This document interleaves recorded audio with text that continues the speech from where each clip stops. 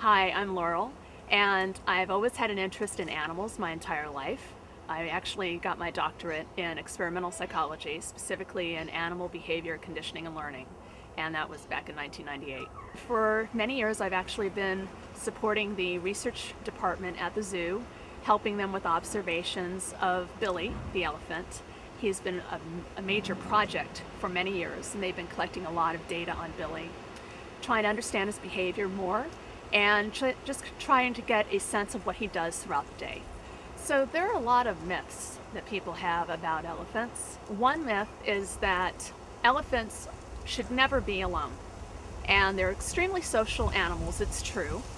You usually do see them in large herds, but you have to keep in mind that those herds are largely comprised of females. Those are adult females with a matriarch who leads the group, and they're young. And when a young male elephant reaches about the age of 10, it actually gets pushed out of the group. It's going to go off on its own, and he's going to roam and look for either another male that it might kind of bond with, or a group of females that it can mate with. And so that male is actually going to be much more solitary in the wild. So if you go to a zoo and you see just one male elephant, you know, it's not that unusual for a male elephant to be on its own. Another myth has to do with their lifespan, and a lot of people know that they've heard they live up to 60, 70 years. That would be like me if I said, I know somebody who's a centenarian. I know a woman who lived to be 100 years old. You know, it's not the typical pattern. The average lifespan in the wild is closer to about 45 years for Asian and African elephants, which is very similar to what it is in zoos. It is also about 45 years. So that's also not entirely accurate to say that all elephants live to 60 or 70 years in the wild. And a final myth that I wanted to mention has to do with the amount of space that elephants require. There's a lot of controversy on this, but in the wild, you see animals like elephants roaming these vast spaces in Africa and Asia. What they're doing is they're looking for food and water, and that's part of the foraging process. That's really what's prompting them to move. So if those needs are met, if they're able to find food and water, they tend to stay in that area for quite a while. And I was in Africa in 2002, and I went on 15 different safaris over the course of 6 months. And this was on my own time, on vacation time. And I noticed that the elephants would only stay in one area when they would find food and water. And you could go back throughout the day and they would still be there. So once they found what they need, they tend to stay put.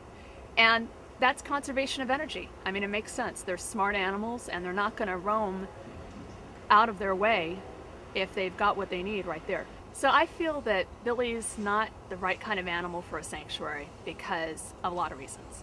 If he were to go to a sanctuary as a male elephant, he would have to be relegated to a smaller area so as not to come in contact with females, because sanctuaries just don't have the financial support for breeding programs.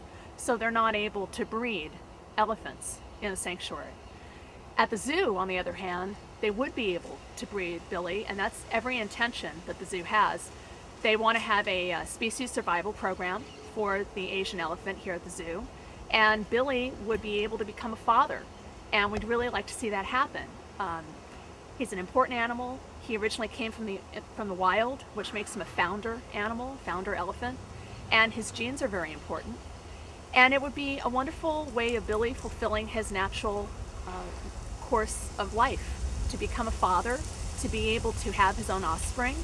And so the zoo would be bringing in female elephants to breed with Billy and have little elephants, calves. In a sanctuary, in order for them to house Billy properly, they would have to isolate him from all of the other female elephants. So he would potentially be in a much smaller place than what the sanctuary actually had to offer, which I think defeats the purpose of putting him there in the first place. Alternatively, if they did want Billy to roam freely with the females, they would have to castrate him because, as I said, they cannot support a breeding program at sanctuaries. They just don't have the funding for it. So in the brand new pachyderm forest, which is going to be so much larger than what Billy has now, there's going to be about 4 acres of roaming space. It's sort of a 360-degree space for the animals to roam. They can move from one section to the next pretty freely, and there will be mud wallows and a deep lake in one area and some scratching rocks in another area, different types of softer substrates throughout, and even a waterfall I've heard about in one of the areas, which should be really beautiful and should simulate their natural environment much more.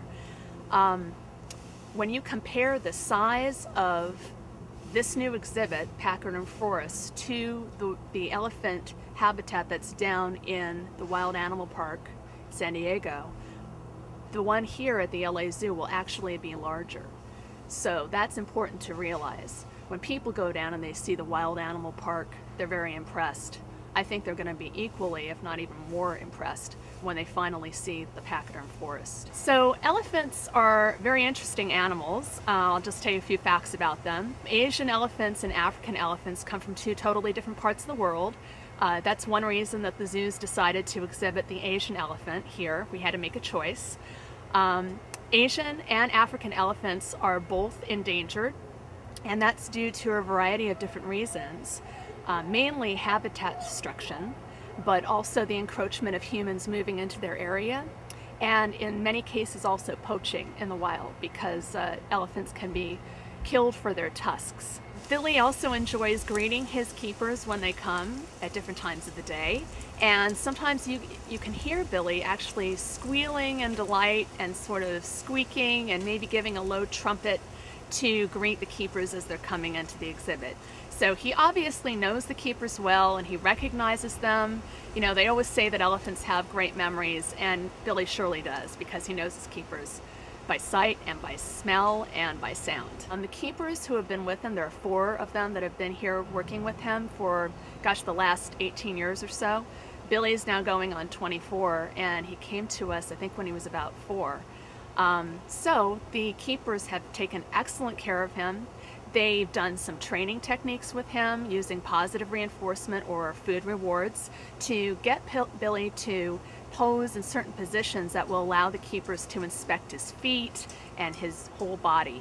And I've really enjoyed it. Sometimes I've been out here and watched them doing the training with him, and Billy's very cooperative. It makes it much less stressful for Billy so that he's able to participate in his own animal husbandry. Another wonderful thing that the keepers do with Billy is behavioral enrichment.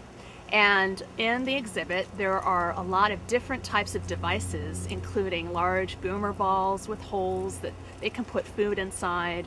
There's a large tire, like from a truck. There's some hanging balls and hanging tire in the barn, and a few other items in there that Billy likes to play with. And he actually has sort of a playful personality. He's interesting to watch because of that. One day I was out here and I saw Billy take his huge tire, which I don't know, must weigh a couple 100 pounds, and he could just pick that thing up and just carry it with him anywhere he wanted to go. But today, the day that I was watching, I saw him take that tire and just fling it from one end of the yard right through the gate, perfect shot all the way down to the other end of the yard like he was bowling. And I just thought that was fantastic. It would be wonderful if we could just return elephants to their natural habitats in the wild. However, we don't live in a perfect world. In the wild, their habitats really are being destroyed. There are now fewer than about 30 to 35,000 Asian elephants living in parts of Asia today.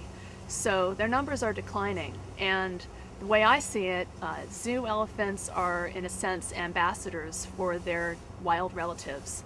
They allow people to come to the zoo and see them and learn about them and experience them firsthand up close in a very tangible way that they can't get through TV. And a lot of people cannot go to the wild.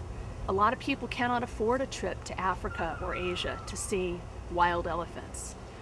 Kids from schools come to the zoo and they learn about elephants firsthand.